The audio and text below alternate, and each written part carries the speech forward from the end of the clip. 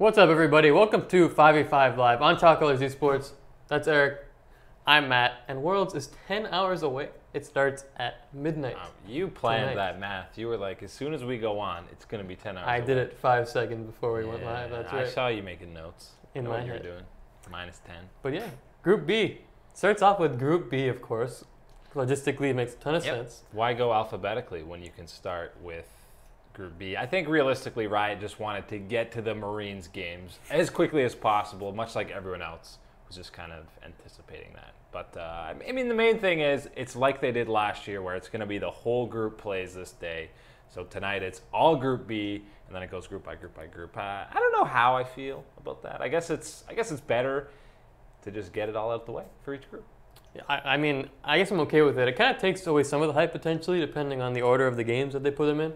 Right. I mean, tonight starts with Immortals Marines, and if Immortals wins, then it's kind of like, oh, group's over. We're done here. So the rest is meaningless. But that's how Riot chose to do. I can't argue with Riot. They're the overlords, and we are just unworthy. All praise Riot. That's Riot right. Games. Yeah. So before we get into it, we will be back tomorrow and Friday. Time TBD, probably around 11 to 12 in there somewhere to do, highlights, recaps of the day's action. So make sure you tune in for that and see who wins Groups B and C. 4 days in a row. I know. 4 shows in a row. Oh, You're more gonna be very time with sick these of us. people in chat. Yeah, Ugh. they're going to be very sick of us. Yeah, I'm sure they will. So let's get to looking back at week 1. Some of these popular picks, not pop like Dr. Pepper, even though Eric and I both agreed previously that Dr. Pepper is easily It's not close. the best carbonated beverage. It's not close. Also, Nestea, not pop. Not pop, correct. No. So, if you want, let us know what your favorite pop is, and we'll disagree with you and say it's Dr. Pepper. Yeah, if that's it's the Dr. correct Pepper, answer. then great. We love you. If it's not, you're dead to us. Exactly. But in all seriousness, Eric, Callista banned away in every single You're not game. seeing her. 100%. I don't really understand this. Like, I get that she can be a super lane bully and just take over that laning phase, but I mean, right now the meta is clearly about hyper carries and getting to that late game with all these ardent sensors and shields. So I feel like even a champion like Tristana should just have, higher pick priority than Callista. I'm not 100% sure why teams are just completely avoiding that. Maybe something's going on in a lot of these scrims that I'm not seeing, but I feel like there's some scarier AD picks that are getting through pick ban pretty consistently. Yeah, and the thing with Tristana for me is the fact that you can buffer out of any CC pretty much, which is incredibly powerful because if you're Callista and you're facing like a Maokai, you basically just get W done and you can get bursted down pretty quick from there. So that's why I think Tristana is more of a valuable pick, but nonetheless, teams really prioritizing this Callista in that ban phase, especially if you're on that red side. It seems like it's an auto ban every single time. So that's one pick that maybe we'll see it come through, but it's definitely going to be banned or picked in every single game going forward. Another couple in the 90% in the picks and bans is Sejuani and Jarvan. I know, resident sleeper. Jarvan and especially Sejuani is getting incredibly boring to watch, watching that huge Poro skin walk around the map and launching ultis. Yeah, we need to see some variety in the skins, by the way. Yeah. I think that's the main issue. You got to be playing that Bear Rider one. That is far and away the 100%. best Sejuani skin. But pretty much the most interesting thing that I find with Sejuani is when people totally whiff her ult. That is kind of her tried and true amazing thing about that champion is when people whiff it. I especially like when it just goes into a wall. And so even the zoning slow does absolutely nothing because it's just in a wall. But yeah, even Jarvan to some extent, it's anytime you're getting these same picks over and over, it's a little boring for a viewing experience. But they're just both such strong picks, such great engages, and so good at locking down these hyper carry ADs. Yeah, so going into week 2, do you foresee any changes in the meta? Maybe there's some new picks that start getting prioritized based on what we saw in week 1? Maybe in that jungle, maybe some people go away from some of these tanks, but I just can't see why they would. A lot of them, it's working. Although some people don't look so great on these Gragas and Sejuani because they are super reliant on that ultimate for both of them. If you whip that ultimate, your champion is pretty useless. But, and you look like an idiot. You look like a fool. But the guy Levi did play. I think that's a pick that might see some play in the jungle. But outside of that, even something like a Kha'Zix, I know. And just survive lane and get to late. So maybe we see some action in the bot lane. I'd love to see maybe Ignar, pull a blitzcrank. That's kind of his specialty. Pull it out and just keep yanking in that Janna. Yeah, maybe you beat her up. Beat her up. Yeah, maybe you run that old exhaust ignite, right? Instead of heal ignite Lulu, you go the old exhaust ignite blitzcrank. Guarantee that kill, right? That's nothing good. like no flash blitzcrank for those pretty good. flash engages. Yeah, you don't need them. No. As long as you have exhaust and W, you're good. So maybe some of that. I think anything that's not a Janna Lulu or Karma in the bottom lane that's just spamming shields, I'm all for. Yeah. I want to see these 2v2, at least fights where guys are getting low. Not, although the TSM Misfits game did have that, but for all the wrong reasons. The heal barrier is tough. It's tough to watch down there. Yeah. So yeah, seeing some Ignite supports would be pretty awesome. Yeah, there's zero kill pressure in the bot lane unless you're double lift, basically. Yep, then you can suicide pretty well. That's right. All right, let's get to this morning's games, again starting at midnight. Group B underway. They're the first ones to decide their fates. You got Fnatic going. Fnatic, Marines, Immortals, and Longzhu. And when you look at the standings, is Longzhu obviously dominating this group. They have been far and above the best. And we're going to compare this to our pick-ins shortly. And we'll see how stupid we look after we compare what happened after week 1 to what happened now. But as you see it now, Immortals and Longzhu currently in those top 2 spots. Longzhu basically needs a single win, which shouldn't be too difficult to lock in that spot. And then with Immortals, if they take down the Marines, they look pretty good to move on there, unless Fnatic somehow 3-0s to force a tiebreak. Yeah, they don't look like they're quite in the capability range of 3-0 at their current state. But yeah, I mean, basically Immortals win that, and they win that first game. They're pretty much good in the group. Yeah. Are these your picks? These are my picks. Not bad. Not bad. I gave Fnatic a bit of faith. I thought they'd be able to beat the Marines. Apparently that is incorrect. But again, that could change. Yeah, so these are obviously before World started. Yes. These were Matt and I's picks. Matt's look pretty decent there. That's still very likely how it could play out, although Fnatic might be a little tilted. Oh, Eric. Hey, look. I didn't pick them. Oh, is that a typo? Yeah, that's wrong. Yeah, sorry. Yeah, I thought Fnatic might actually do well. A lot of people had their question marks about them, but I was like, I think this team can rebound from some of the struggles they've had this split, and I was very much wrong. I thought it'd be close between them and Immortals, and the game was close. It was. To be fair, Fnatic probably should have won that game. Maybe they play them close again here in week 2, but yeah, Fnatic definitely, I don't even think they had that much hype coming into this because they looked okay against Hong Kong Attitude in the play-ins coming in, but still a little still disappointing in that first week. For sure. I mean, to be fair to you, everyone across the board was wondering if it's Fnatic or Immortals in the number 2 spot. And a lot of people had Fnatic just like you did. It really was a toss-up, even I was kind of torn at the start. But, I mean, after you watched even the first game of them at Worlds, you're just like, what is Fnatic up to? No. Everything just looks atrocious. Soaz is doing his own thing on the other side of the map. And then just, I don't know, it's been so weird watching this team. And right now they're second last in the tournament at goal differential at 15 minutes. Not surprising when you look at the way they played Longzhu, where they basically roll over and died, which was not a very impressive performance whatsoever. So if you're Fnatic, I mean, not even just at Worlds, but going forward to the next split, you got to be wondering, we're going to have to do something, because this roster is so inconsistent. Yeah, and I mean, they got a couple of young guys in the jungle in the mid lane. Not much international experience, so this is pretty new for them, but I mean, I guess it's a great learning experience to not do so hot. But yeah, so as a guy who, I mean, he's had such a storied career, you'd hate to see him end his career in a performance like this on Worlds, because that's not the type of player that he is. That's not how he wants. That's not how you want him to be remembered. People will probably forget about it if he does retire. But yeah, there's definitely going to be some changes going with Fnatic. You got to think how mentally draining this has been on Reckless as well, especially that game against Immortals where he lost them the game after he basically won them the game. That's right. So a bit of a roller coaster there. But yeah, Fnatic going forward, I don't know what to do. And I don't expect much out of them here in the second week. That last game against Longzhu, it looked like they were already ready to go to the airport. I feel like they've kind of resigned. Yeah. Like, they're just done. And they look completely finished, and we'll have to see what kind of product they can deliver this week. Do you think they get a win at all?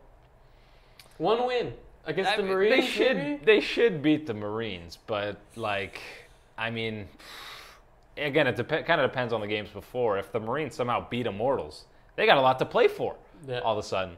I mean, Fnatic, I think they could beat the Marines, kind of get some EU pride, get a win. It looks like the Marines are out of cheesy strategies, which is a little disappointing. They basically only had 2, and one of them was horrendous. Then again, they had another week to prepare some new ones. That's true. That's true. So we'll see what they got in store. But yeah, I think Fnatic maybe gets 1 win against the Marines, but mentally I do not think they're fully in these games, and it's tough to win on the highest stage when you're not fully committed mentally. It definitely is. So again, looks like Longzhu and Immortals. Can the Marines actually do something here? Because they're just so reliant on these interesting strategies. You saw it in the first game. Levi pulled out that Nocturne and was crushing people at level 6 in the 5-minute mark. That bot lane, he got a double kill right away, and he was just off to the races with that one. And then you saw this weird Mordekaiser, which went terribly wrong. You've seen the heal ignite Lulu, which was awful and exposed. So again, we'll have to see. Maybe they'll have something fresh, because otherwise they're in trouble. Because you saw them try to play somewhat standard, and they got outplayed badly by Immortals. It wasn't as bad as I thought. But it wasn't playing meta. It wasn't good. I thought they'd get more destroyed than that. Right. So yeah, I mean, I don't think that's going to work. That's not going to work against Longzhu. You might as well not play that game. They're not going to win that game. Immortals, again, that's the game they got to win. So it's right out of the gate. You're going to have your cheesiest strategy in that Immortals game. So that is going to be a game to watch. Who knows what the heck they're going to pull out. But I think Immortals is a patient enough, and they're a much smarter team than Fnatic. So even if they do some weird lane swap, I think Immortals will handle it a lot better than Fnatic. And more so than anything, they're expecting something like that, because they saw the first week some of those games they put up. So they're going to be expecting something weird from them. They know they've got to win one at most 2 games, and Immortals are out of this group. So I think they'll be ready for anything the Marines throw at them. Yeah, I mean, they're definitely in a good spot. I know that last year every NA team also went 2-1. In the last few years. Yeah, there's been a little spooky. Yeah, it's pretty spooky, but I think this year is a different situation, especially when you just look at the groups. And I mean, again, Immortals basically needs 1 win against Marines. Yep. That wasn't the situation last year. It's very different. So I wouldn't look at the past failures and apply it to this year just yet. I think Immortals are in a great spot to get out of this group. Obviously, Longzhu in first. So I'm going to keep that the way it is. I don't think much changes between week 1 to week 2. No, I think this is pretty much the most obvious group probably out of them all. Maybe that's why Riot did it first. Yeah. That makes no sense. I don't have any logic as to why Riot did it first. I got nothing. Yeah. I got nothing. But yeah, probably stays the same. All right, let's go to Group C, where the story is Royal never give up in first place. And they are looking clean. They are looking clean. They're looking fresh. Yes. Looking minty. Minty, like that's that. the one. 3-0. 3-0. Yeah. I mean, people thought that they were either going to be maybe 3-0 or 0-3. And clearly they have delivered on their home soil. They've looked fantastic across the board. Guys are repping 20, 30 KDAs through the first couple of games. They completely dismantled Samsung. Their closest game was actually against G2, and G2 got out to a pretty early lead. Maybe should have won that game, but it was very impressive that RNG, a team that typically people associate with being super aggressive, was actually able to come from behind and get a win. So good for them. I still believe in G2. I still believe. But what might change about this group? What might change about this group is if G2's getting out, it's instead of Samsung. RNG's getting out. They look great. So third place, very wrong. Very wrong. So 2 for 2 groups, I was very wrong. Very wrong. But I think G2 could maybe. Samsung doesn't look that good. They don't. I don't think they're taking ambition out of any games anymore because he did not look good. Yeah, so I'm looking slightly better than you are. Yeah. Because I don't believe in G2, but still, a lot of people kind of underselling on RNG just because you don't know what to expect of them. Again, high ceiling, the floor could be pretty ugly. We haven't seen that yet, so they're kind of showing that they're more consistent than I thought they were. So that's why they're in first right now, because they're just constantly doing good things. But for G2, I mean, look, they're in third place, but they're not playing that bad. You keep mentioning that they're jumping out in front of these teams, and they have the second highest goal differential at 15 minutes in the tournament, at around 1,700 gold. So, I mean, they're getting off to these good starts, but unfortunately for them, they're struggling in these late games. You've seen some of these Baron plays that are backfiring and netting them in huge losses and just huge swings in gold as well. So if you're G2, keep doing what you're doing early because the game plan is working. You just got to stay focused. Don't emote if you're Sven, and you'll be fine.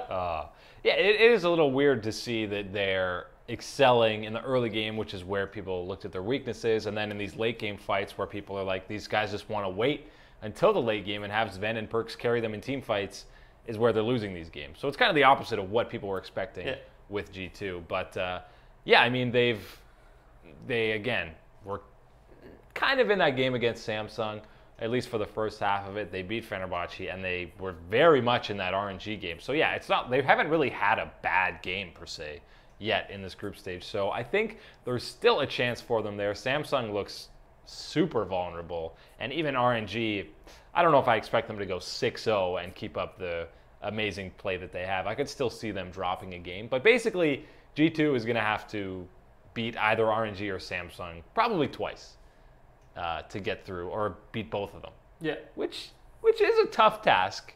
They're gonna essentially need to go at least 2-1 and then get a tiebreaker. So that means win against Fenerbahce, probably beat Samsung, and then if Samsung lose one more game to force a tiebreaker. So yeah, they'll have to beat Samsung twice. That's tough. Yeah. Maybe you get lucky and RNG beats Samsung as well. Then you'd still be tied. Oh boy. Yeah, so they're playing a tiebreaker. Yeah. So it's a tough road for G2. But, I mean, you're not going to get out of groups at 3-3 flat out. You need that tiebreaker pretty much. Right. Yeah. So it's going to be tough for G2. But I believe, anyway, I think they're better than last year at Worlds. That's not saying much. 1-5. Yeah. Hopefully they don't have to go 0-3, the 0-3 dream for those guys, because at that point you might have to change this roster. Yes. Even though the team that's won the EU LCS 4 splits in a row, do you really change that roster? That's tough. If you want to win Worlds, which is what TSM's kind of doing, they've been altering their roster for years to try to get that world success. Yeah, how's that working? Well, we'll let you know shortly. We'll see. We'll let you know next group, actually. Next group. But by the way, you'll see a common theme here on these group picks that I was very wrong in. I believe 3 out of the 4. So. To be fair, you know, I got nothing to be. Nah, there's no being fair. There's no. It's totally unfair. Yeah. All right. Anything else for C, or let's move on, sir? It's a lot more interesting than Group B. I'll say that. Yeah, it is. Again, there's kind of 3 teams vying for that spot. We'll have to see if G2 can make that run. But it's definitely an uphill battle because, man, RNG looks fantastic, and Samsung, who knows when they can return to form. But yeah, they did look shaky last week. But let's go to D, where this one is all over the map. You got 3 teams tied at 2-1, with the Flash Wolves still a fairly competent team sitting at the bottom at 0-3. So I mean, people were putting Flash Wolves all over this group from 1 to 4, last basically. to 3rd to 2nd to 1st. That's all 4 spots, yeah. But right now, TSM, World Elite, Misfits, all at 2-1, with TSM beating World Elite being Misfits beating TSM. So all the scenarios are insane. Tiebreakers up in the air. Who knows what this is gonna fall out? But I mean, we both were kind of around this going into picking this group. Yeah. But still, it's just so hard to nail this one down, especially now. Yeah, that's kind of what happens when it's the only group without a 3-0 team, is you get that 3-way tie for first. But yeah, I mean, it looks okay, the picks there. I mean, Misfits, it'll be tough for them to get last now unless, you know what would have to happen. So that's a little wrong. But who cares about the bottom 2? It's those top 2. But I'm feeling a little more confident in Misfits now than World Elite, I think, after that first week, even though they look terrible against World Elite. And your pick's pretty similar. Kudos to that Flash Wolves pick. Yeah, that was... you said they'd go 0-6. I'm halfway there. Bon Jovi. That's right. Great tune. Shout out to Bon Jovi. Yeah. Big fan, obviously. Oh, you're a huge fan. You can't stop talking about him. No, he of us. Oh, yes. He does tune in for the show. He asks a lot of questions. We have a lot of famous people tune in, as we keep saying every week. Yeah. But yeah, I mean, Flash Wolves is just not the same team as we've seen in the past, but I put Misfits 3rd, not thinking they'd be in a 3-way tie right now.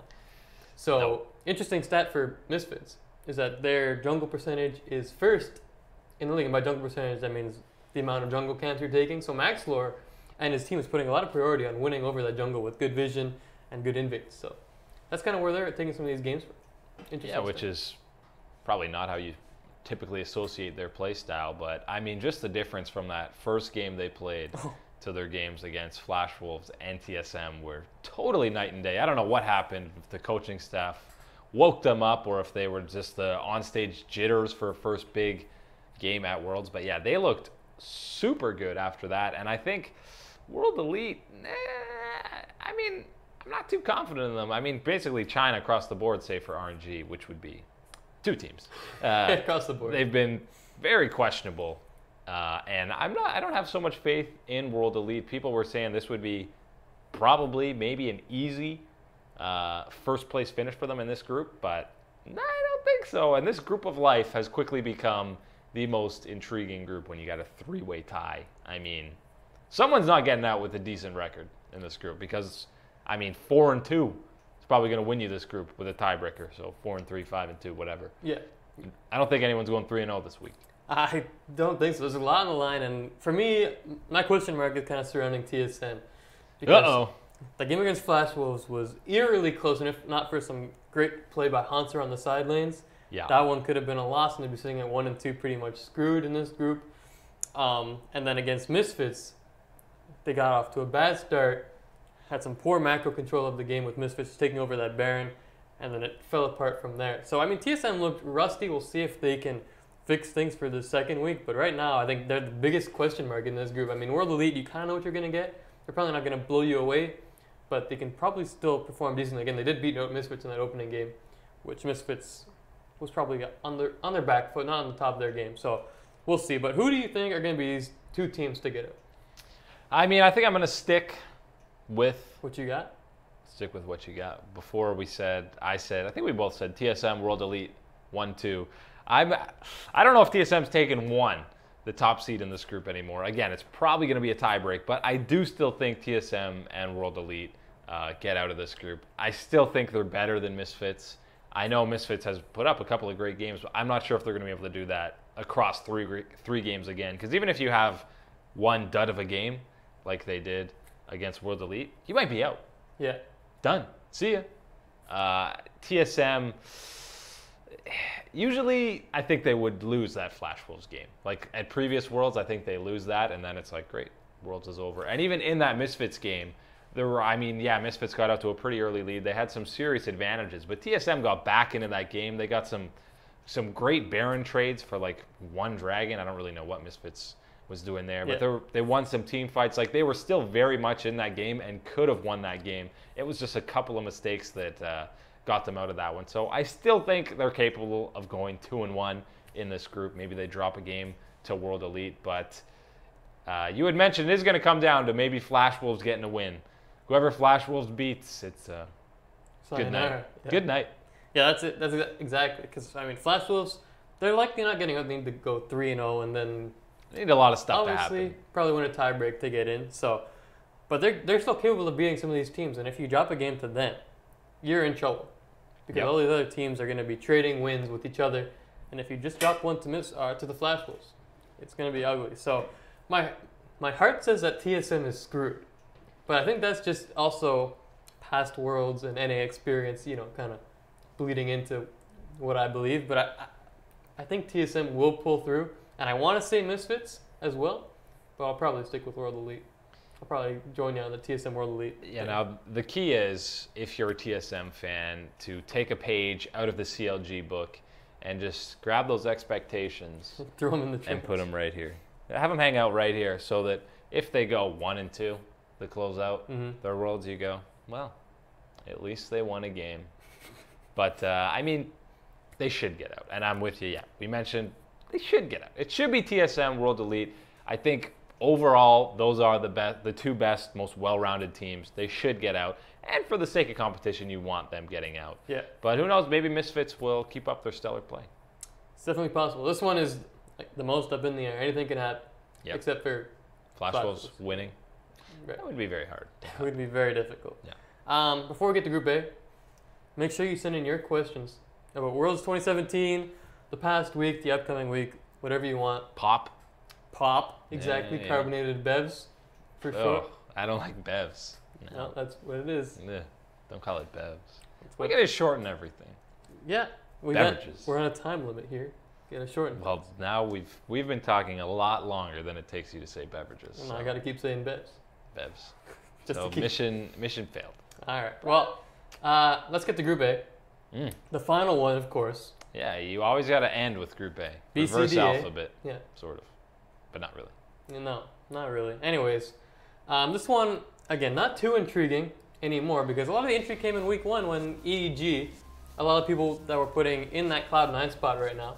Yeah. They're sitting at 0-3. Whoops. China, you stink. China, you stink. People are saying. Yeah, not what the hometown crowd wants to be seeing, especially EDG, a guy like Clearlove, who's actually from Wuhan, not putting up the greatest performance. And yeah, this one kind of like Group B.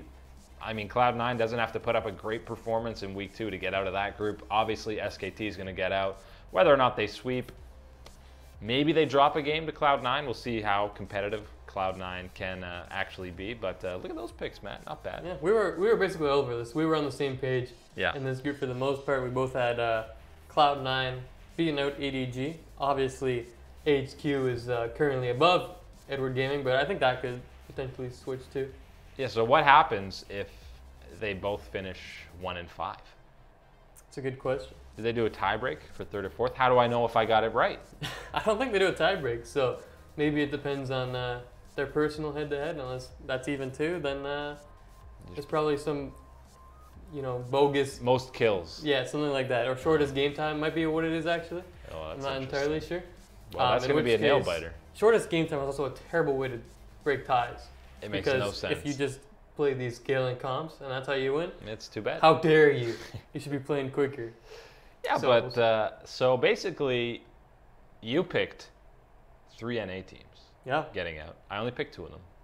And it looks like that's possible. Well, it's beyond possible. It's likely. It's likely. I'm scared to say likely. Yeah. And I don't want to drop shame on the people who are telling me. You want me to get the bell? The shame bell? Yeah. Shame. Nice think. Thanks. But yeah, people were like, NA bias. I said that. That was me. I yelled it. Yeah. I yelled as soon as you said that. That's right. Yeah. It's not NA bias. But no, I mean. The situation called for it. And they look pretty good.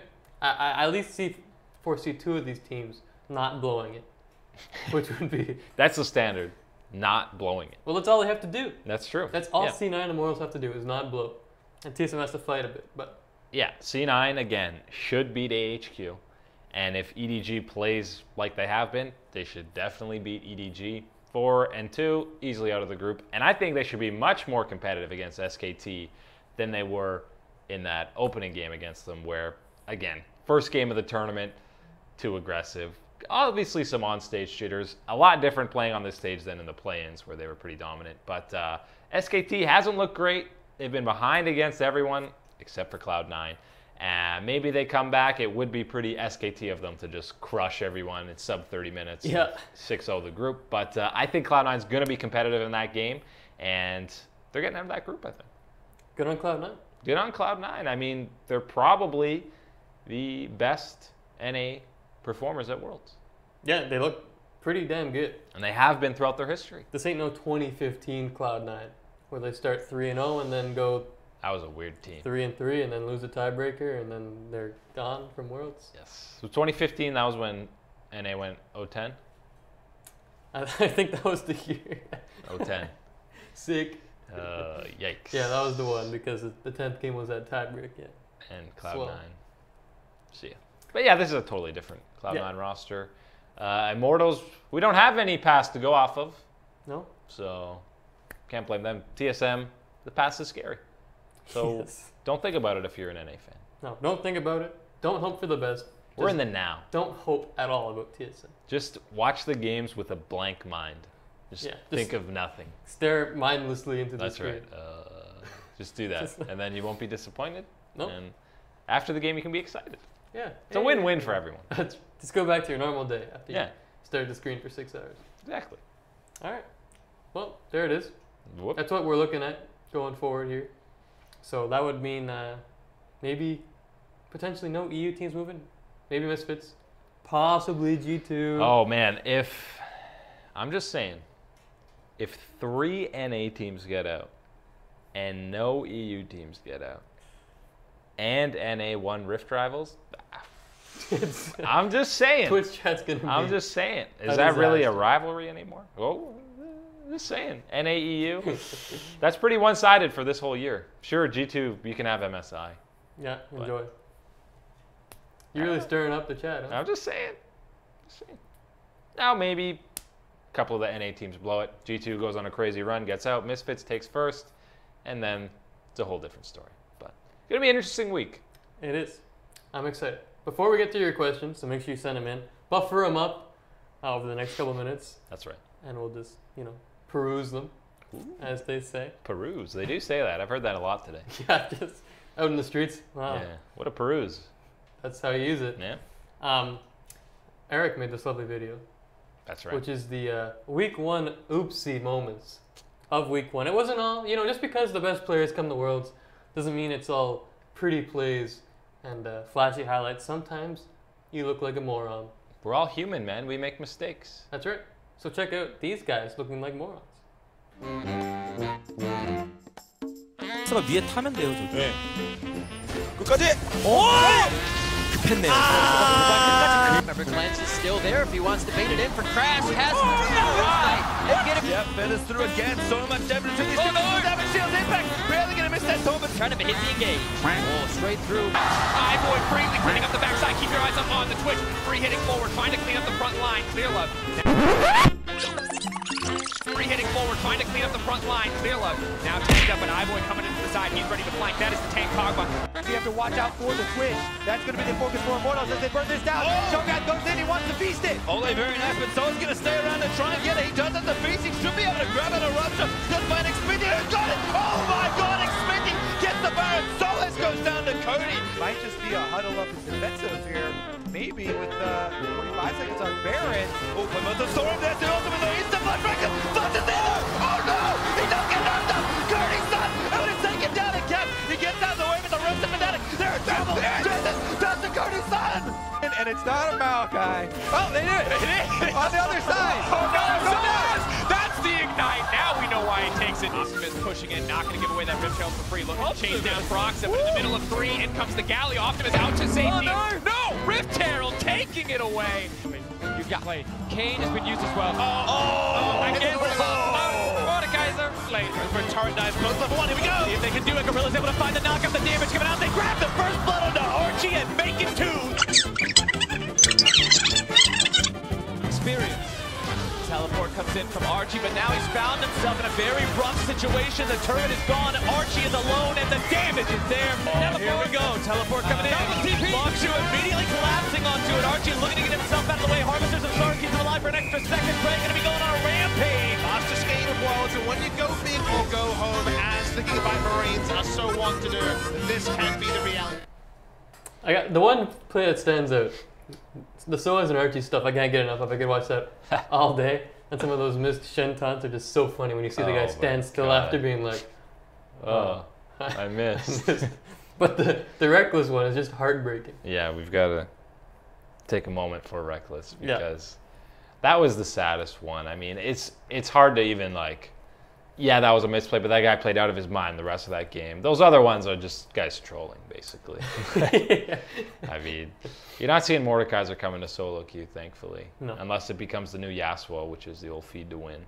But, yeah. Shout-outs to Reckless. We apologize. We're thinking about you, buddy. Yeah. I'm hoping you can rebound in this week. Just get yourself a nice win. A win At would least be nice. don't flash into people. Maybe the last game of your tournament you get a win, so you can leave on a high note. That's right? what you gotta do. That's what you gotta do. And on a high note. And forget everything that happened. Forget the other 5 games. That last one that you won. You'll be as good as G2 last year. That's right. The EU special. The 1-5. All right, let's get some questions. So All keep right. sending them in. We'll take them for a while. Take him for a ride. That's right. Sergio Hernandez wants to know, will we see Soraka due to Ardent Sensor? I mean, that's kind of the next one after the old Janna, Lulu, Karma nonsense. I guess you could put Soraka next. She's just so vulnerable to ganks. You don't have Flash, you're dead. At least Janna, Lulu can shield themselves. They've got some form of CC. I mean, Soraka, you're just checking the silence and being like, please walk into this. Walk over it, please. So I think if you lock in the Soraka, people are just going to be camping that bottom lane. She's usually going to be a little low because she's spamming heals. So maybe, depending on if people start banning out that Lulu and Janna, but I don't think people are turning to Soraka yet. Yeah, the difference with Soraka is, sure, she supplies a lot of heals and whatnot, but she doesn't give peel, which is what you get from Janna and Lulu. They keep the AD carries safe rather than, you know, just throwing up heals and hoping the guy can stay alive. So it's a whole different situation, but I mean, it's possible. It's possible we see Soraka, but I wouldn't expect it in like a first rotation kind of thing. Maybe if there's some heavy bans towards the support spot, and you know, you already know that you're going to be facing a pretty decently easy lane, then Soraka is possible. I wouldn't be surprised to see it. Yeah, I mean, with this heal barrier meta, and oh my gosh, Soraka with that, you've got Ardent Sensor, you go Redemption, you've got Locket with heal and her ult. That is like 2 full champion health bars of shields and healing. So that would be pretty disgusting in team fights. It'd be gross and disgusting to watch. Ugh. Yeah. You get no kills in any of these team fights when you have stuff like that going on. Ugh. Blood is right. Lazaron, would you think it'd be good for TSM if they had 2 junglers and swapped them out sometimes? Say Rainover and Sven would be good. Rainover can play Rek'Sai and those tanks. Sven goes early game champs. Do you think TSM should look into a sub situation for Sven? I mean, I'm hesitant to see this sub stuff work, especially in NA. I mean, Impact and Ray, it was working for a while, but I feel like top lane's a little different. Jungle, I mean, you've got to communicate a lot. I know Sven is by no means the most dominating voice on TSM. Obviously, that's Bjergsen, Doublelift, and Hanser taking over a lot of that, so he doesn't need to be that communicative. So maybe it could work in that sense, but I think TSM as an organization they're riding with those 5 guys. Sure, they'll have a substitute where you can bounce ideas off of, and maybe that would be good to have a jungler, because I think a jungler, more than any other role, it's kind of like having a coach, a second pair of eyes who can look at the game when they're not playing. Mm-hmm. So in that sense, it might be useful, but I don't know if TSM would do that. Yeah, I don't know. I mean, again, Sven's not having a great tournament right now, which is fair and whatnot. But again, I like what he brings to the team, and he doesn't have to be the main carry, which he used to be in the past. He used to be this guy who would always get ahead early game with that Lee Sin, with whatever aggressive jungler he wants. But now he's playing back. He's protecting Bjerg, protecting Doublelift, trying to supply vision, gets caught up from time to time, but he's trying to fill his role. And even on Reddit, he said, you know, I'm kind of tired of being the guy to bear all the punishment for what the team's doing, because he's just trying to do his role. And yes, he gets caught and punished, but it's kind of what he's asked to do. Go ward. Sometimes you look like an idiot and die, but yeah, that's your role, and it's unfortunate. Yeah. But so I mean, a lot of people are putting a lot of blame on Sven. Yeah, come on. It's big difference. Which is kind of leading to this discussion of, does he belong on the team anymore? Should they get rid of him? I think he's still fine. Yeah, I mean, he is the guy who is first on the chopping block to get replaced on TSM. So whenever TSM doesn't win or whenever he's struggling, yeah, his name gets brought up. But yeah, I mean, a lot of the play this tournament has been the team as a whole, not just him. When you're like, yeah, go face check that. We got to go ward Baron, man. Go ward Baron. You're tankier than Biofrost. Go ward it. Oh, you died. You suck. Yeah, I know. I mean, it's pretty harsh to flame someone for that. So, but again, if TSM doesn't get out of groups, pretty sure Sven is the guy who's the odd man out on the roster. Yeah. Ghosty says, hey, shot callers, just want to apologize for arguing that Flash was better than TSM. I really underestimated TSM and said it was biased, but it isn't. I was wrong. No need to apologize. That's League of Legends for. We could have been looking like idiots too. You never know. It's just our predictions. So no worries whatsoever. If TSM was 0-3 right now, you would have all the right to totally roast us and say, you guys are idiots. I told you Flash Rolls was better. So, yeah. I mean, it goes both ways. And to be fair, TSM barely beat Flash Rolls. Yep. That was a spicy one. TSM special. And maybe should have even lost that game. They were behind quite a bit early. It was looking bleak. It was looking bleak for TSM. Yeah. But, so thanks, but no need to... no need for apologies. No. Not at all. Jose Mendez. I love Immortals, but RNG is amazing. I love their playstyle. Yeah, their playstyle's exciting. That's for sure. You don't see that kind of style too much in the West, I suppose, with this hyper aggression. Yeah. I mean, the old Immortals was kind of the team that emulated that, but they were just bloodbath style. Yeah, they didn't really know what the heck they were doing macro-wise. No. They just had a top player in every position in the region, and they just kind of dominated everyone. So, yeah, RNG, I think they showcased again against G2 that they can kind of play that late game, slower game where when they don't have a huge lead early on, they can still win games, which is super impressive. And, I mean, that might be the matchup you want heading into quarterfinals if you're Cloud9 or Immortals. You still probably want them over Longzhu or SKT. In fact, you probably definitely do. So you'd still prefer to play them over those guys, but that's still a tough matchup for either of those NA teams. I'm with you. Law Freedom says, hope TSM and Misfits get out. That'd be pretty spicy. I would not hate it. 2 Western teams getting out of the same group. I don't know if that's ever happened in terms of the 2 teams moving on format. Yeah, I'd have to think. I know back in season, you go back season 1 or 2. Back in 2013, I believe Fnatic and Gambit got out of the same group ahead of Samsung Ozone. Yeah, season 3. Yeah. But those were weird groups with like 8 groups in them or something. Yeah, it was a lot going on. Yeah, so that would be probably the first since season 4 or since season 3 that would happen. That would be interesting. Hey man, Worlds, I'm all in on the West. This is when EU and NA unite. So if they both got out of that group, that would be amazing. It would be amazing. So, maybe Misfits let TSM win, so you have the tie break thing, and then both beat World Elite. There you go. Yeah, that's smart. That's very smart. Yeah. I hope Misfits can keep up their level of play that they set in their second and third games, and don't revert back to whatever the heck that first game against World Elite was. Yeah, don't do that. Because that was bad. That was bad. Kyler says, Flashless has looked worse as the group has gone. TSM proved they can handle World Elite, and he thinks Misfits was a fluke for TSM. Possibly, but I mean, the thing with TSM is they're still showing that their early game is not on point right now. No. And that is a concern.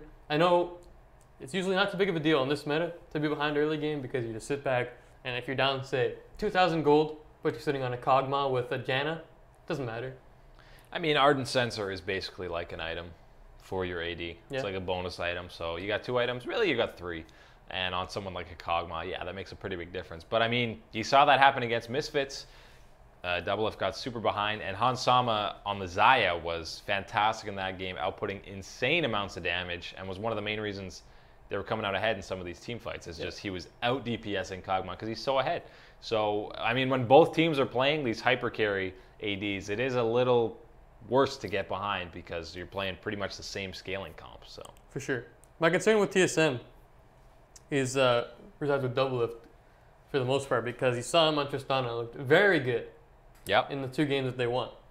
And then he played this Kog'Maw and he looked pretty rough. And I don't know what it was that caused his performance, just the hyper aggression with his cull start in this weak laning phase and got punished terribly and disrespected. Even when he was low, he refused to recall, stay in that lane, and then get dove by Maxlore, the freest ganks of all time. So maybe he's just being too cocky with that 2-0 record and saying, this just doesn't stand a chance.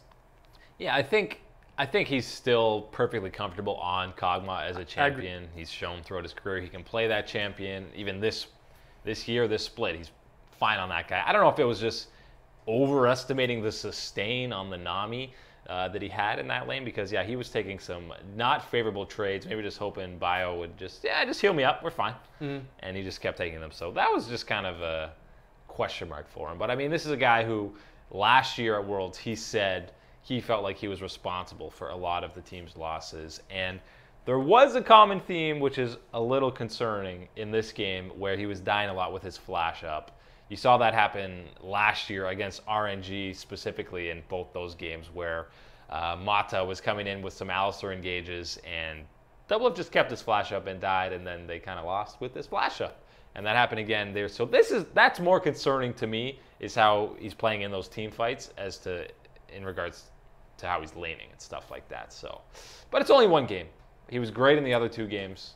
I think it's not that he can just play Tristan. I think he's still comfortable on Kog'Maw. Yeah, it's an over-exaggeration, but at the same time, there's only 6 games, so you kind of have to. You can't have duds. No, you can't have duds. Kyler also wants to know, will we see Nasus again? I think it's perfectly possible. Because if you blind pick that tank early, that Maokai, and you have a jungler who might not be overly aggressive, you can sit up there on What are you gonna do to him? That's the thing. You're gonna do what Fnatic did. You're gonna threaten a gank and hover around that outer turret for 30 seconds, and he'll just keep CSing, and you'll be like, yeah, take that. take Ooh, spooky. So yeah, I think that is a pick that when top lane is not so aggressive, and I mean even if you're getting ganked as the Nasus, you're just gonna run back to you're PvEing when you play Nasus, right? You might throw Wither on the guy so that you can CS more, but I mean you're basically ignoring your lane opponent, and he's got pretty insane sustain.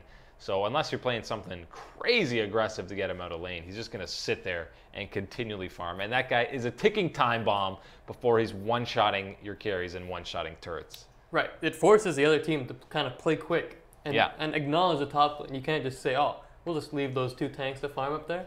No, because if you do that, this Nasus is going to be a problem late. Not even late. It was a problem at 20 minutes for Fnatic. Yeah. So it's I wouldn't be shocked to see it again. I think it makes sense in the current meta. And especially late game when you're spamming Wither on an AD. Like that's basically a QSS burned or a Mikhail's burned on him, and then in 5 more seconds, oh look, I got Wither again. It's not like you're QSSing a Sejuani ult where you do it once in the fight and you're good.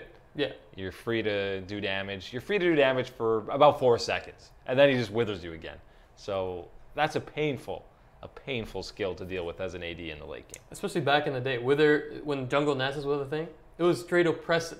You couldn't do anything when you were Wither. Unless you're playing Lucian, and you just cleanse right out of it. Those were the good old days. Good old days. Gravity, if C9 would meet TSM in quarters, who would win?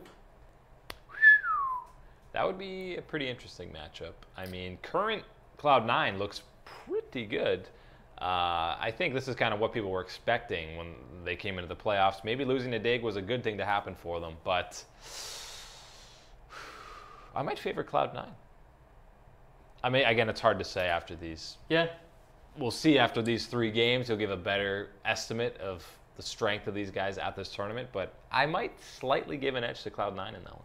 It's hard to pick because you're comparing performances against different opponents. Sure. So you can't be like, oh yeah, Cloud9 looks better, and they've beaten AHQ and EDG, which are definitely weaker than I would say some of the teams that TSM have beaten, like World Elite, and they've had misfits as well. So right, it definitely depends specifically on like how C9 looks against SKT when they play them again, and how TSM is against pretty much everyone else in their group. For sure. So, but yeah, I think it'd be very close. C9 again, they do look good despite the probably weaker opponents, but who knows? I think C9 could take it. Seth Vint wants to know, what Void champion would you like to see next at Worlds? I think we mentioned it the other day. I think Malzahar is a Void champ. Maybe I'm wrong. He's got Void Lings, so that's close that enough. counts. But I think he makes a lot of sense in terms of, I mean, you press R and AD carry, and they're forced to either cleanse or get peel out of it. Even if you ult the support and take that Jhin out of the fight really quick, helps your team out a lot. What are the other Void champions? Kassadin, you already see him. Kassadin. Cho'Gath, no more of that. Yeah, no more. There's a lot of Void champions in the meta right now. Kog'Maw, is he a Void thing? He's a Void puppy or something, right? I don't know. I'm not really caught up in my lore. Come on. You don't have it all memorized? No. No. Disappointing. Who else? Is there anyone else? Is Kha'Zix Void? I think so. I feel like all these Void champions are kind of in the meta. They're right already now. played, huh? Yeah. All right. Well, Malzahar's not, so throw him in there. Malzahar's not. But he's a tank buster too. I think. You could maybe run him support. Yeah, you totally support could. Malz. No Iron Sensor though. You'll find a way. Yeah, you still build it. Yeah. Jose Mendes, that reckless play feels good, man. He likes the reckless outplay. It's pretty feels bad, man. It pretty feels bad, man. If you want to see EU and Fnatic suffer, then it feels good, I guess. But I mean, for a guy who puts his heart and soul into these games, you got to feel pretty bad. He plays an amazing game and makes one pretty substantial misplay, and you lose the game off it. It's not like it's a gradual thing, they lose the game after that. It is directly, you make that misplay, they end the game off that. That is definitely more of a feels bad. Definitely. Quinn Wilder, even though C9 is looking strong in their group, if say they were in the position of G2 in Group C, do you see them being as dominant? I think the easy answer is no, because RNG and Samsung are just so much better than what you have in Group A right now. Yeah, I think I think they might put up a similar, maybe a little bit better of a performance than G2. But again, G2 hasn't looked that bad. I don't think Cloud9's 2-1 in Group C right now. So that's another feels bad, man, for G2 when the 3rd seed in NA gets a better group draw than you did. The #1 team in That's pretty bad. Europe. Yeah. But yeah, I think C9 obviously, yeah, it's weaker competition. They probably don't look as good in Group C, especially with the way RNG's playing. Absolutely. Charles Glenn with an interesting question. I don't think SKT looks like they can win Worlds this year. What non-Korean teams look like they can take down SKT in a best-of-5? Well, right now the obvious answer is RNG. Right. The only non-Korean 3-0 team. Demolished Samsung, and they've looked pretty dominant in most of their games. So I think RNG's the easy answer. Outside of them, I think it's going to be whoever's winning Group D, probably. Yeah. I mean, I think if they're winning out that's actually one of the more competitive ones that we thought. Maybe it's a lower degree of play. That's why it's so competitive. But I think whichever team comes out on top there, I think will be not even really a legitimate threat. Right. An outside threat. I think the only legitimate threat is RNG. Yeah, I agree 100%. I don't think any of the other teams really have a legit shot at SKT in a best-of-5. Maybe a best-of-1. Like we'll see in the group stage. Maybe Cloud9 can beat SKT in one of these games, or the only game left. But Royal looks like they have a legitimate shot. They already took down Samsung. That's one Korean team gone. SKT is another step up, sure. But right now, RNG looks very composed, and they're all on the same level, the same mindset. Wouldn't it be tough for RNG to draw SKT in the semis or something maybe, and then beat them? Oh. And Uzi goes, I beat them. I beat them. Where's my title? Oh, and wait. then you go lose to the finals to Longji. Ah. Man. Forever second, man. Forever second. What do you think about Fiora in this current meta? Is there a place? I mean, it's tough when most top laners are just playing tanks right now. I mean, I don't know what you're supposed to do. You can't. I guess Fiora does outscale a lot of these guys in the late game. You can just be 1v1ing a Cho'Gath. Well, maybe not a Cho'Gath. He'll just eat you for 80% of your health. Right. But I mean, a Maokai, something like that. Fiora's obviously going to outscale it. But I think, I mean, early game, she's just so vulnerable to these point-and-click CC guys and stuff like that. But it is too bad that you're not seeing more of these carry top laners, because almost the patch right before the Worlds patch, it was pretty commonplace that you're like, okay, these top laners are playing these carry-type champions, and that's why Khan was so hyped up. And then coming into Worlds, people were like, oh, maybe it's going to be a little more tank-heavy. And it's pretty tank-heavy right now. It is. Pretty tank-centric. It is very tank-centric. But, I mean, one thing we haven't seen a lot of in this tournament is, like, the 1-3-1 side lane split push strategy. It's mostly been, at most, one guy split pushing, usually like a Shen or something. Yeah. Off by himself. And we haven't seen these two champs, whether it's like a Cassidy on one side with that carry top laner on the other side. So maybe a team adopts that strategy if Fiora fits in pretty nicely. And you stretch out these teams that try to have these team fighting AD carry centric compositions. It kind of makes a bit of sense. Yeah. So we'll have to see if Fiora is ever the choice if a team takes that strategy. It possibly is. I know she got that ultimate kind of buffed up again. So. Yeah, I think she's not a pick that you're just gonna pick for the sake of it. You're gonna build a comp around her and incorporate her into it. So. Andrew asks, is the gap closing between other regions, or is Korea still miles ahead? As for Korea, I think they're still miles ahead, maybe one less mile than they used to be. So 473. Right, exactly, to be precise. Yeah. But when you look at the other regions in the world, the gap, I don't even think there's a gap anymore. You think it's pretty even? China, EU, NA? China, NA, EU. Just a little. Make sure you put the. Just a little. I wasn't picking an order. I was just saying the three of them. But okay. Yeah, I think the gap between China and everyone else has definitely closed. Yep. Although RNG's not making it look like it. The other two are, for sure. Yes. The other two LPL teams. So yeah, Korea's still way ahead. But outside of that, it's pretty wide open, I'd say, for who's the second best region in the world. I don't think there were air quotes necessary there. Yeah, I don't know what those meant, to be honest, but I respect air quotes whenever you use them. They didn't. So there were air quotes on the air quotes, basically. Yes. I got you. It was a double air quote. You guys should have picked up on that. I missed it. Jose Mendez, hypothetical Immortals or C9 versus TSM in quarters. Would y'all love that? He would. That'd be amazing. Yeah, Guarantees you a semis. Yeah, you got a semifinals. And then everyone can go, look at that NA 4th at Worlds. Yeah. We played another NA team in the quarters. It's a pretty cheap way to get there. But, I mean, that would be very interesting because I think if any of the NA teams play in the quarterfinals, maybe one team's slightly favored, but they're pretty wide open. So it's always interesting whenever a quarterfinals match is actually, I mean, almost a toss-up. Because usually it's like, oh, wow, an LCK team's playing a team that isn't an LCK team. I guess they'll 3-0 them. Very interesting. So anytime it's an actually potentially competitive quarterfinals, I'm all in. Yeah, exactly. I just want good games. I don't want no 3-0 sweeps. Nope. Give me those best ofs. Give me those spicy game 5, 55-minute 5th game. Absolutely. Yeah. Quinn Wilder, if TSM does well at this Worlds, despite maybe popular belief, what is their move for the roster and game plan for next year's season? If they do well? If they do well. I mean, why change it? That's fair. Do you think they could be better, potentially, with a jungle swap?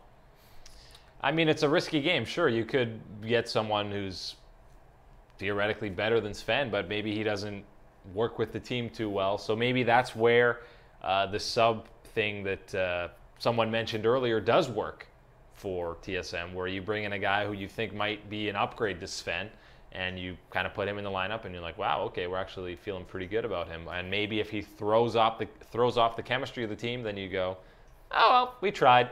Bring Sven back in. We know that works, and we know that we're a solid team when we have him. Right. I mean, TSM's already going to bring in 5 new players to fill up that challenger roster. Right. For this new challenger league thing, now that franchising is a thing.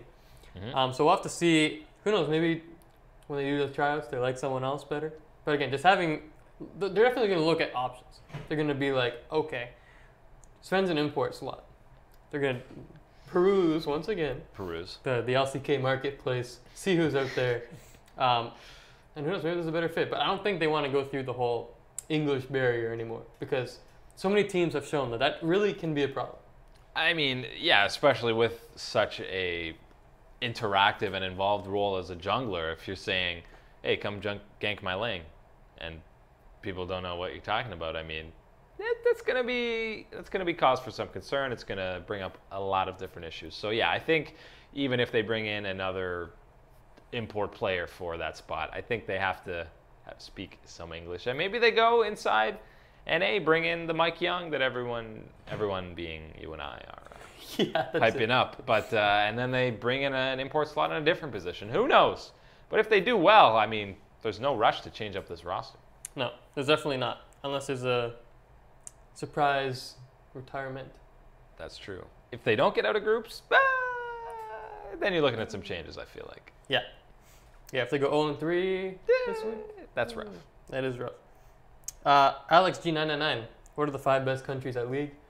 You got Korea. You got... You're ordering them, okay. Well, he said countries, not even... That's true.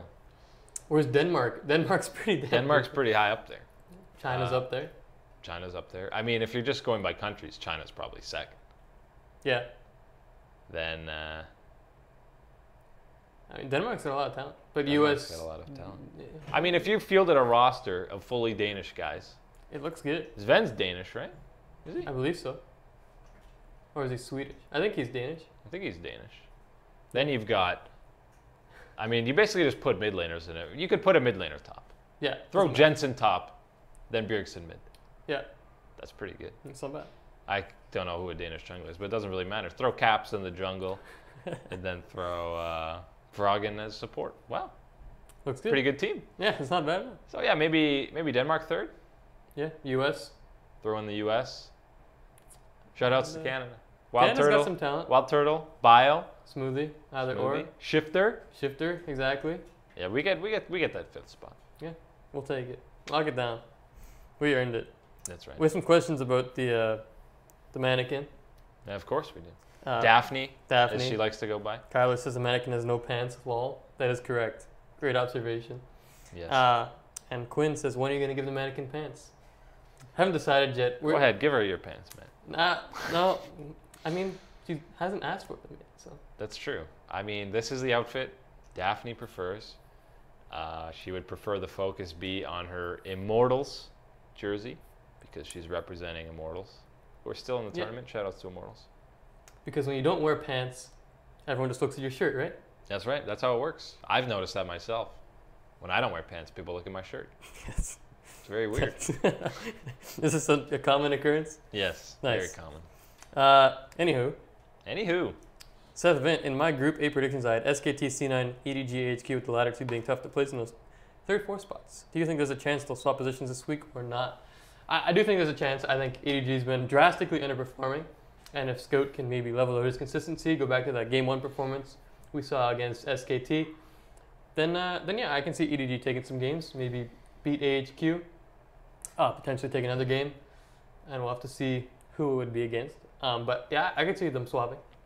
Yeah, you see, with Fnatic, they have pretty much nothing to play for. Especially if they lose another game, go 0-4, they have nothing to play for. Whereas EDG, even though they're 0-3, they still want to win some games for that home crowd. So they're going to be fully invested and involved in all these games. I think they should take a game off AHQ, and they might even play some kind of a role, maybe knock off C9 if they play to the capabilities that people were expecting of them. If they get back to their game, yeah, they could maybe win 2 games this week. Yeah, I think EDG's been kind of blinded by the lights. And by lights, I mean those ghastly LED signs in the fans that everyone has. Those are very disgusting. It's like, what are you doing? It looks like you took them right off of like an old movie theater or something. When you were a kid, did you ever have one of those screens with the little light bulbs you plugged in and you made stuff? Light Bright? Light Bright, that's it. Yeah. Those were great, man. Absolutely. Those were great. That's what it looks like. Looks like there's a bunch of people playing with Light Bright in the audience. I want a Light Bright. I mean, if I was in the audience, I wouldn't be opposed to having a Light Bright. Yeah. But I'm just saying. I liked when people used to just have their phone and they would write a message on their phone like, go reckless. Wow. Pretty creative. Good sign. But yeah, I want Light Brights now. I'm going to go buy some after this. Sounds good. Yeah. All right. Phil DeFata, at SC Esports, why are Europeans so oblivious to the relative strength of teams in general? They seem super biased and so consumed with themselves they'll never really have a read on the game. Also, it seems like Riot is babying EU, putting out articles hyping them up. It seems like the world is just pretending that they aren't bad just to salvage the dying EU rating. Harsh words for Europe. That's pretty deep, all that. I mean, it's no secret that EULCS is in some trouble. Yeah. But, I mean, EU as a region, I think, they're not that bad. Yeah. They're not bad. They're fine. Fnatic's bad. I mean, you got to think H2K might have done better in that group. It wouldn't take much to do better. Yeah, so, but I mean, Misfits have surprised. I think they're pretty solid. Better than people thought. Better than Splice were last year. Yeah. In a somewhat similar group. Although I think Splice, would they finish 2-4, I think? Misfits could finish that. Yeah, I think that's right. But, I mean, G2, these guys get a lot of flack. They got screwed. They got screwed. And I don't think they're playing that poorly. I can't believe how bad a group they got. If you're whining as an EU and G2 fan, you can whine, man. That is... Yeah, you can... You got the worst group out of all the Western teams. And you're the only Pool 1 seed. What? Yeah, moan. Oh. Tell Riot that you hate them. Yeah, because it looks like Riot hates you. It looks like Riot hates you. Yeah, I don't know. I don't know if there's too much to read into with the whole... EU teams being so composed of themselves and not looking out into what other teams are doing. I know there's no question that around the Rift Rivals time, it kind of came to a realization that these EU teams are playing to win their own region and not really looking to do what other teams are doing. But after Rift Rivals, teams came back, they tried some new things. I think they've been looking more into what other teams are doing across the world and trying to adapt into, hey, we can do this to beat these international teams. And hopefully some of these boot camps in Korea and China help them. So I do think they came to a realization at Rift Rivals and they've been working on it since. But yeah, they definitely ahead of that. We're just kind of like, you know what? Let's just win our region.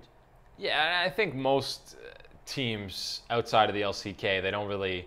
I don't even know if NA or EU pay that close attention to each other. They kind of maybe... I've heard players say they kind of just watch a bit every now and then. They're not really paying close attention. They're looking at picks from the LCK. They're looking at picks from Korean solo queue, anything like that. Basically anything Korea is where I think a lot of these guys are getting their inspiration. And I think EU is part of that now. Yeah. Zivang, A few more questions, by the way, Eric. Okay. Do you think Immortals made a mistake by sporting their yellow-colored jersey, especially with Fnatic in their group? It's an odd color for the organization. Whoa. I think they're kind of dank. They're gold. They're gold, yes. They're not yellow. They're gold. You think they're dank? A little dank. In a good way. Dank. Okay. It's not a bad dank. I mean, dank can go either way, man. It could. I think they're cool. I don't have a problem with them. No qualms? No qualms. concerns? It is. Now there's kind of 3 goldy yellow teams in that group. But I mean, they picked the jerseys before they knew what group they're in. So I do like their green. Look at that green. Pretty nice green. It was a good green. But we didn't get our shipment of the gold ones. I think it got lost in the mail. It's kind of weird. But yeah, I kind of like them. Gold, first place. That's what we're going for, right? That's the mindset. Immortalized in gold. That's a cool message. I'm okay with it. I'm cool with it too. Name some of your favorite plays from group so far. Favorite plays? Yeah. Pretty much any time Uzi's playing. He's had a couple nasty plays on Twitch and Tristana. Everyone's had a nasty play on Tristana though. Yeah. But I really loved Levi on that Nocturne. When you get ulted in the bottom lane and you're level 4 and he's ulting you, he gets that double kill on like a level 2 Maokai. I love seeing him play on Nocturne, and I wish he was playing more. Give me the farm. I'm a carry. I wish he played that more. I didn't like that Cho'Gath pick. I know that kind of weird strategy they're going for, but I like Levi popping off. Yeah, I didn't say good plays necessarily. So I thoroughly loved the Archie's Mordekaiser play. That entire game. The entire game of play was just stellar. The teleport in, die. Teleport in, die. Repeat. Worked every time if your objective was to die. His first 3 deaths didn't even burn flash. And you know what? It wouldn't have felt. It was good, smart. It's smart. That was his best play. Yeah. Was not burning flash, because there's no point, man. You're gone. So way to save that flash for that 4th death. Yeah, that one was good. SKT Wombo, obviously. Yeah. The RNG dive in with their entire team, the Jarvan, the Galio. That's pretty good. Hanser. Hanser's Gnar ulti. Pretty good. Pretty slick. Last question. Oh boy. From Kyler. Have you guys been staying up to watch Worlds? They're starting earlier tonight. Thank God they're starting earlier. We haven't been staying up because that would be insane. That would be 3 in the morning, wake up. Classic. Yeah, go straight to work. Another Wednesday night for me. Wake up at 3 a.m. No, on the games I play, the days I play, I usually wake up a little earlier. Maybe catch the end of the last game, although that won't really work this week. Crunch the VODs. Yeah, probably go through a VOD early in the morning, then watch some of the highlights before we're popping on for these shows. Yeah. I will stay up a little later tonight to watch some of these games since they start at midnight. Midnight is a little more manageable, although they still have 20 minutes of hype up / getting ready. It's First 12, games, 20, yeah. By the time you're in game and through Champion Select, it's probably after 12:30. Yeah, but I'll probably watch the first series, maybe the second one, like crunch the VODs in the morning. That's the big game to watch tonight. Yeah. Tomorrow morning. I mean, if the Marines win, then you have to watch every game. Yeah, if Immortals win, that group's done. Pretty much. So yeah, good segue though, because again, tomorrow morning, around, let's say 11 to 12 in there somewhere, we'll be popping on to do the highlights and recap of what happened. So you don't have to stay up and watch all those games. You don't have to stay up. You can we'll go through them. That's right. You come in here, we'll tell you what happened, check out our highlights. Yep. And we'll suffer the punishment instead. That's right. So, same thing on Friday with Group C. So, which is crazy matches. Get ready to get disgusted with us because we're back 2 more days in a row. That's 2 days in a row. That's same 4 deal, days. Same deal next week with the quarterfinals. Oh, so much. No. I know. They're going to hate us. They already hate us. They do. So that's good. Anyways, I got nothing left. You got anything left? See you guys pretty soon. A lot less than 24 hours. Yeah, that's right. Yeah, we will see you guys tomorrow for the Group B highlights and recap. That's Eric. I'm Matt. Thanks for watching.